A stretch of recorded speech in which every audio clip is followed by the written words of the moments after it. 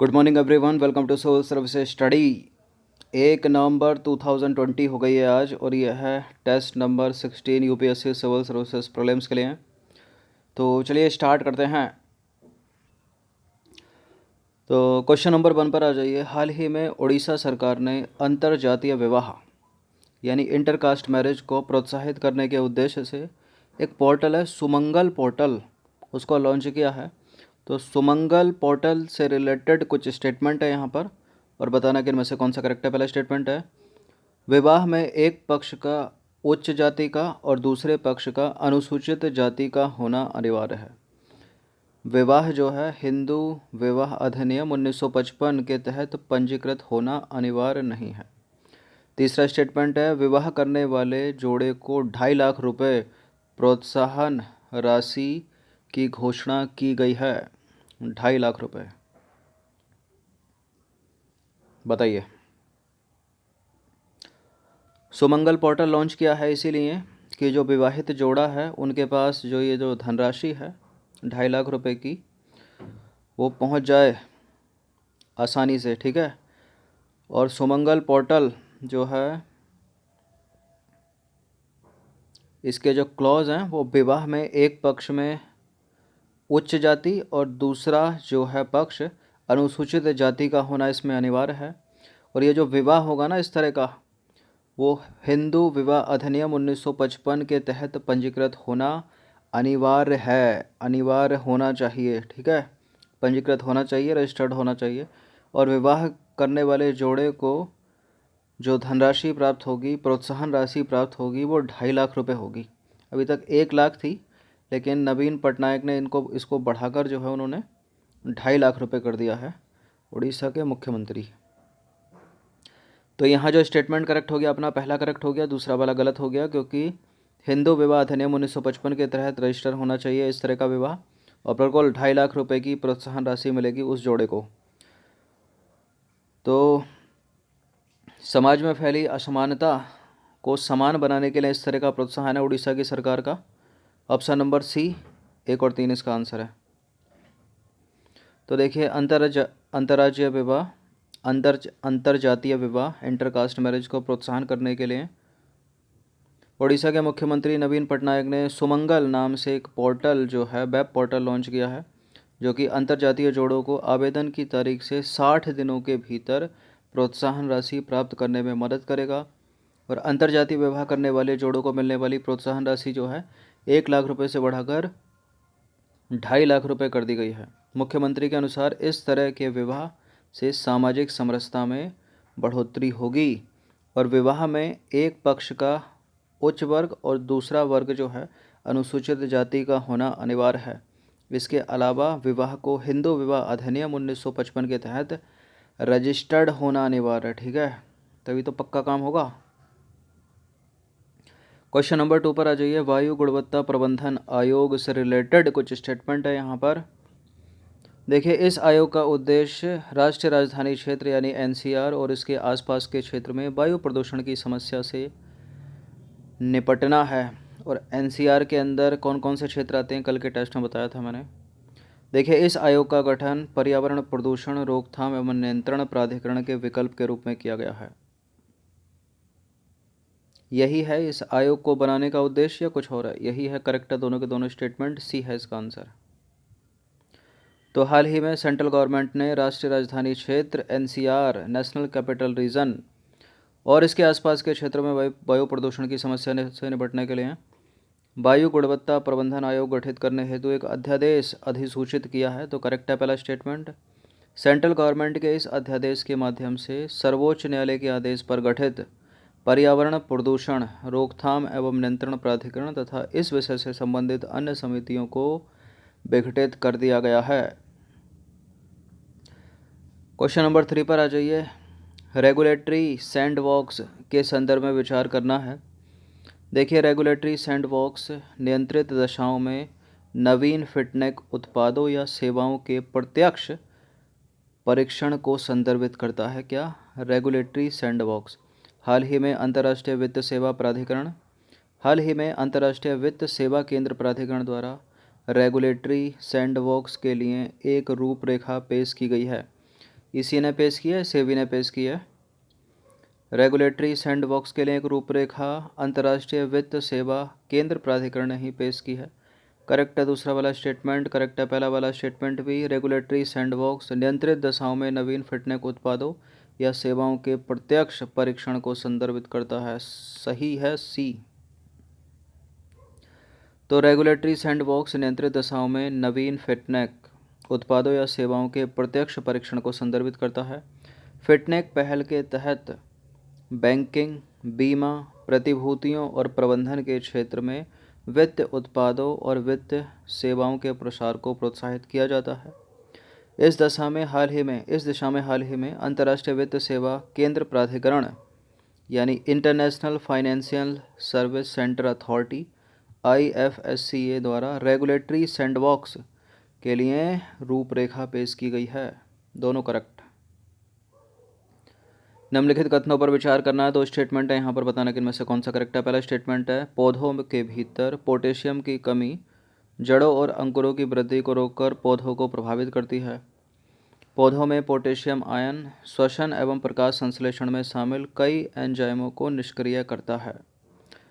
पौधों में potassium ion श्वसन एवं प्रकाश संश्लेषण में शामिल कई एंजाइमों को निष्क्रिय नहीं करता, पोटेशियम आयन सक्रिय करता है। गलत है दूसरा वाला स्टेटमेंट, केवल पहला करेक्ट है।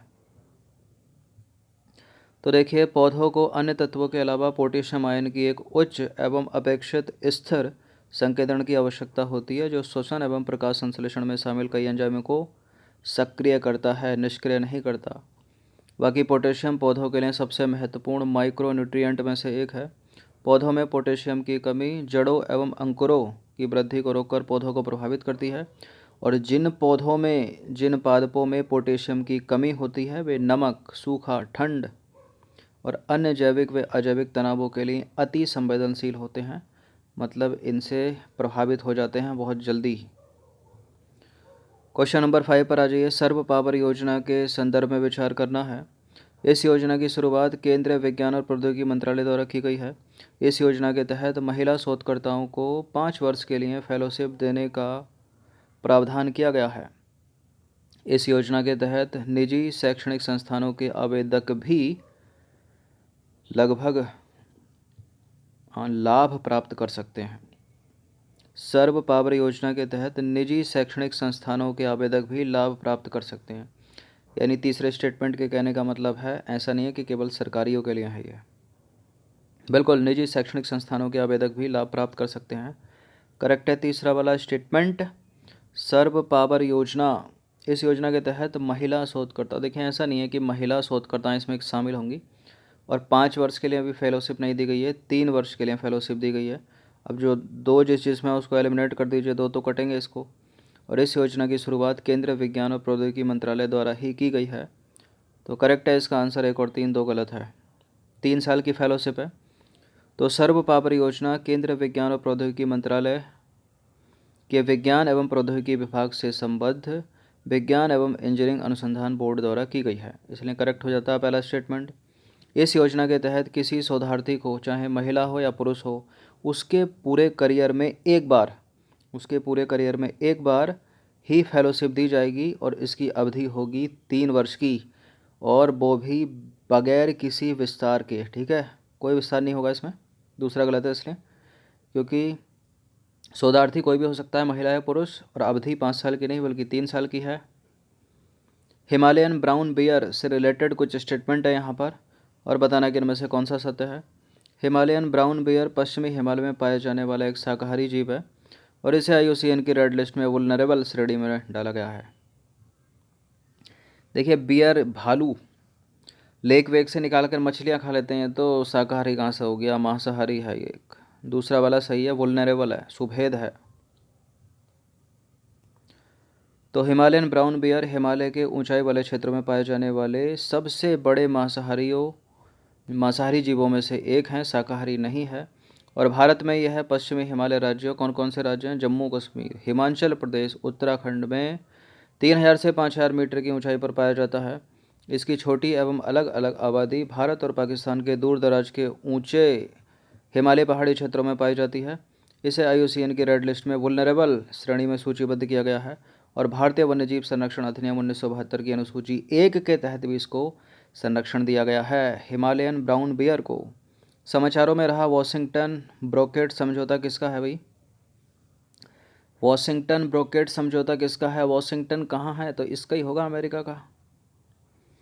तो देखिए, हाल ही में इजराइल और सूडान ने, क्यों पूछा गया है प्रश्न, इजराइल और सूडान ने अमेरिका के वॉशिंगटन ब्रोकेट समझौते के तहत रिश्तों को सामान्य बनाने की दिशा में काम करने के लिए सहमति व्यक्त की है।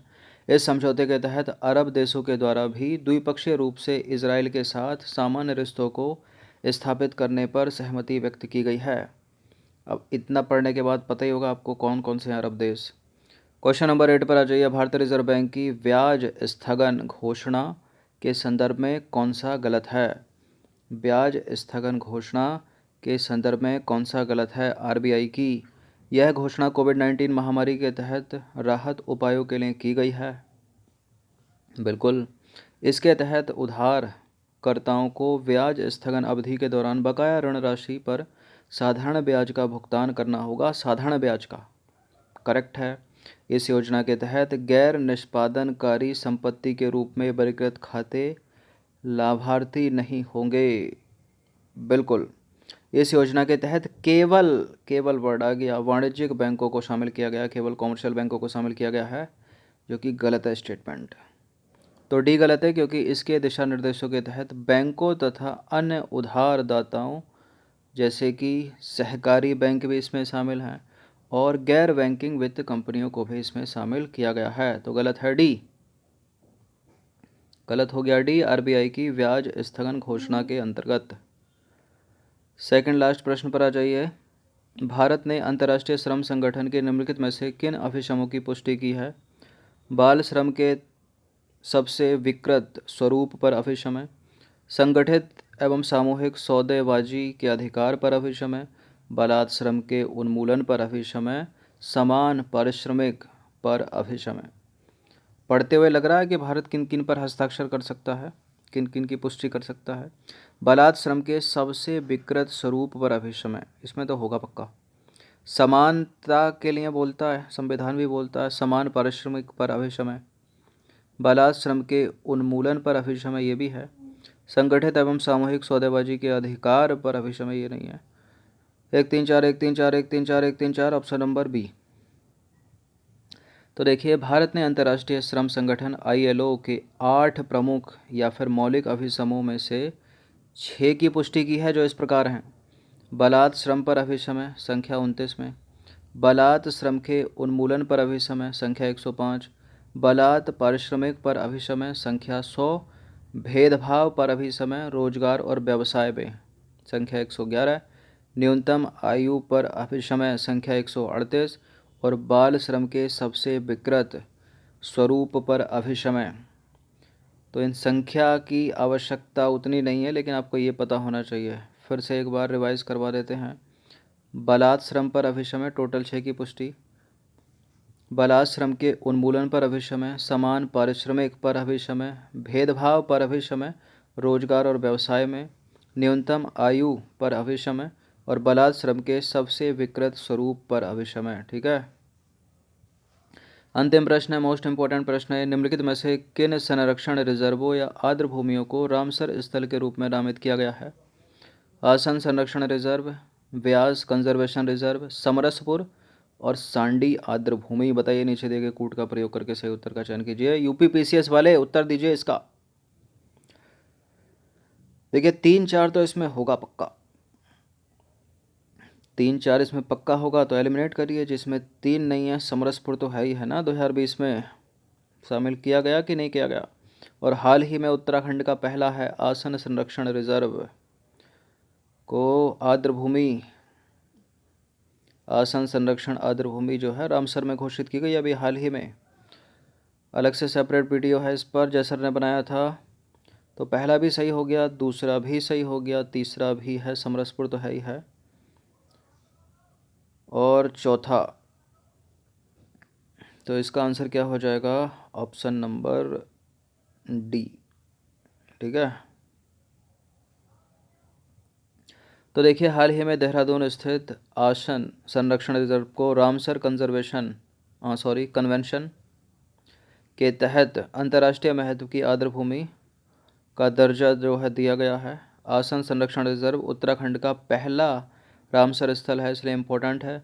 इस रिजर्व को रामसर द्वारा मान्यता मिलने के बाद भारत में रामसर स्थलों की संख्या कितनी हो गई है, जो कि मोस्ट इम्पोर्टेंट है 38। पूछी जाती है स्टेटमेंट बनाकर या सीधे सीधे, ठीक है, जो कि दक्षिण एशिया में सबसे अधिक है।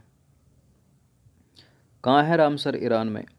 देखिए, इससे पहले जनवरी 2020 में 10 स्थलों को रामसर कन्वेंशन के तहत अंतर्राष्ट्रीय महत्व की आर्द्रभूमि के रूप में मान्यता दी गई थी। भारत के जो हैं नंदुर मदमहेश्वर महाराष्ट्र का, केशवपुर मियाँ पंजाब का, व्यास कंजर्वेशन रिजर्व पंजाब का, नांगल पंजाब, नवाबगंज उत्तर प्रदेश, पार्वती आगरा उत्तर प्रदेश, समन उत्तर प्रदेश, समरसपुर उत्तर प्रदेश, सांडी आर्द्रभूमि उत्तर प्रदेश और सरसई नवार उत्तर प्रदेश। 2020 में उत्तर प्रदेश के कितने थे? 1 2 3 4 5 6। और ये यूपी पीसीएस में ये पूछा गया था, ठीक है।